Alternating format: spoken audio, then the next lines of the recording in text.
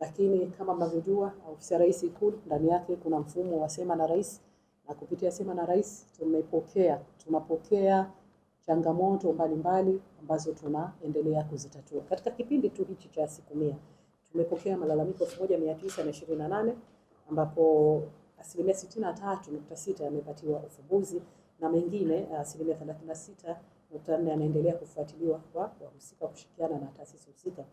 Kwenye SNR yes, tumekuwa na hiyo changamoto sometimes kumekuwa kuna changamoto ya upatikanaji wa taarifa, lakini sisi tunakuwa tunaweka kipimo maalum, tunakuwa tunaweka muda maalum tukiona kwamba hili jambo halijafanyika, kwa sababu anachotakiwa unapeleka ile taarifa, inatakiwa within 2 weeks ile taarifa hiyo imerudi imefanywa kazi.